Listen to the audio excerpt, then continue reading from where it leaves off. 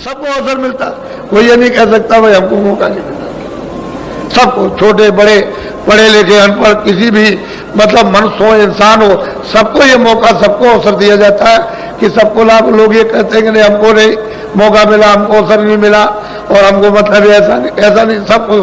कोई ये नहीं कह सकता। अब उसका लाभ जमा कर रख सकते हो नहीं रख सकते हो। चीज दी हुई तुम्हारे पास, ये झोली है कि नहीं जिसमें तुम रखो, लेना आता नहीं है, दे दिया जाए तो फेंक देते हो ऐसे करके, तो फिर कोई क्या करेगा। वो तो सबको मौका देता, यह अवसर सबको मिलता है। तो असल में मनुष्य अनमोल शरीर प्राप्त किया और दरवाजे पे बैठे हुए, बिल्कुल सामने स्वर्ग है, सामने ही बिल्कुल बैकुंठ है और दरवाजे बैठे हो, और मतलब इधर अंधेरे में बैठे हो। तो तुम कम से कम इतना तो करो कि अपनी जीवात्मा के ऊपर में मैल है, जो गंदगी जमा है जिससे कि वो बंद हो गई, तो उसको तो साफ करा लो थोड़ी सी।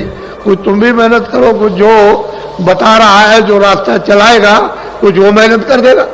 तो दोनों की मेहनत से अतिशय रगड़ करे जो कोई, अनल प्रगड़ चंदन से हुई। अरे भाई जीवात्मा से जब आप रगड़ोगे तो मैल कटेगा, कुछ वो करेगा, कुछ आप करोगे, बस रगड़ पड़ जाएगी। तो शुद्धि सफाई मन की, बुद्धि की, चित्त की, अंतःकरण और जीवात्मा की हो जाएगी। अंतःकरण उसी हृदय को कहते हैं, उसी आकाश को जिसमें ये सब कूड़ा कचरा जमा हो गया, उसी को कहते हैं सफाई। जब तक वो नहीं साफ होता तो आपको दिखाई क्या देगा।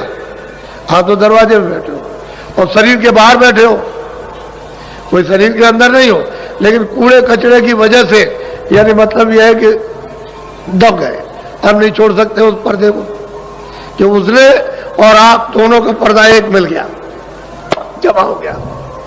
अब इसका उससे संबंध, उसका इसके, तो दोनों का संबंध हो गया, बीच में वो दब गई। तो जीवात्मा तो चेतन है, वो तो जड़ है नहीं, उसमें तो आंख भी है, कान भी है, नाक भी। अब ये शरीर में काम लेने के लिए शरीर के कान है, शरीर की आंख है, शरीर की नाक है।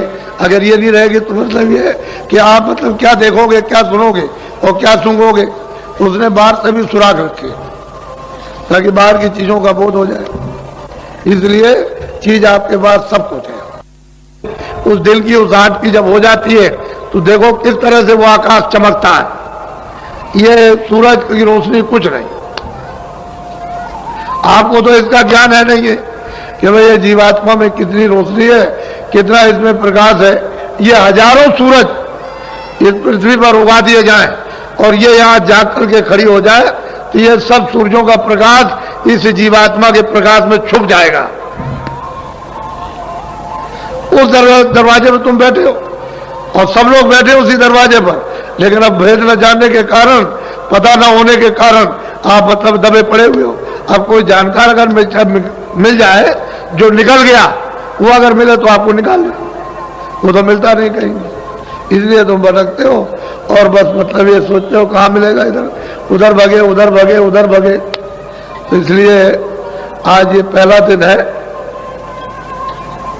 ये प्रथम, आज 25 है, मतलब ये आपके ये फरवरी है, आज से ये शुरू हो गया। तो आप लोग बड़ी सावधानी से आओ, जितने भी अपने यहाँ प्रबंधक है, कर्मचारी है, मतलब ये ऐसे तो हमारा मन किसी से खराब नहीं, कोई किसी से भी खराब नहीं। अब आपका मन खराब हो जाए तो क्या हो, लेकिन हाँ ये नए नए लोग आते हैं तो क्या चाहते हैं कि भाई कोई जगह मिल जाए, क्या चाहते हैं कि भाई चलो गंगा स्नान करेंगे, थोड़ा बहुत पानी मिल जाए, चलो वहाँ 2, 4, 5 दिन 10 दिन रहेंगे।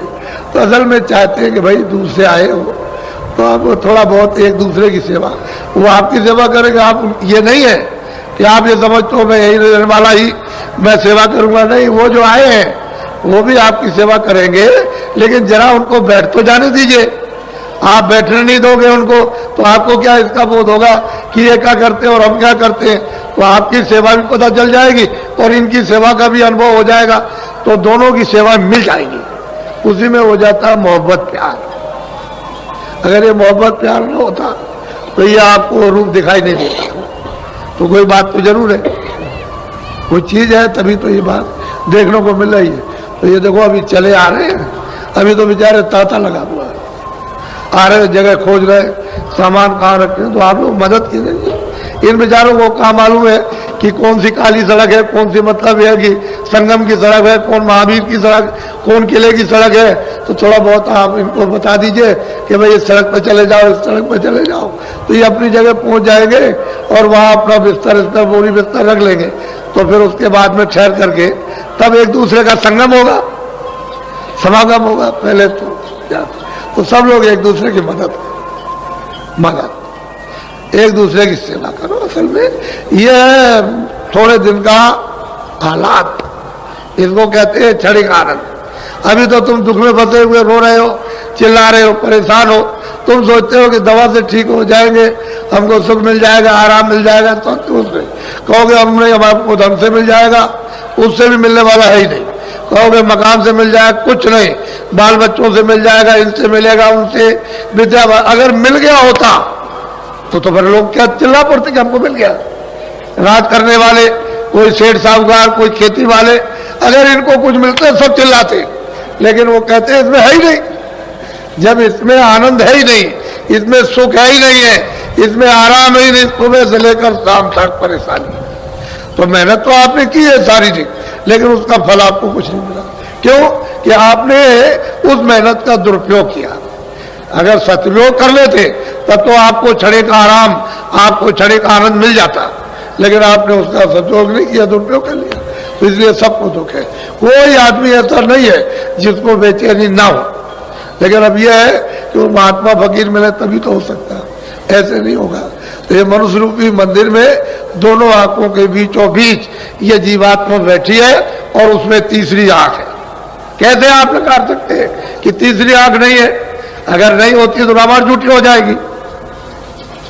ये जो और किताबें धार्मिक है वो फकीर महात्माओं की सब झूठी हो जाएंगी, लेकिन वो तो चीज है। जब है चीज तो फिर यह है कि आपको भी मिल सकती है। ऐसा क्यों कहो कि हमको नहीं मिलेगी?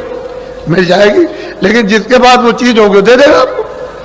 उसकी आपको प्रतीक्षा करनी, उसके पास तक पहुंचने की जरूरत है। उसके पास तक पहुंच गए तो चीज मिलेगी। जिसके पास जो चीज होगी वही देगा। इसलिए आप लोग दूर दूर से चल करके आए और चले आ रहे हो, और ये निरंतरता था आज और कल, दोनों दिन पूरा लगा रहेगा। इसको ऐसा मत समझिए ये महामानव कुंभ लगने जा रहा। हम आपको इसी मैदान में आपकी दृष्टि के सामने दिखा देंगे कि ये बता देंगे कि ये पुल से लेकर और यहां तक कोई जगह नहीं रह गई। ये इसको आप ध्यान में रखिए, आपके सामने ये चीज आ जाएगी।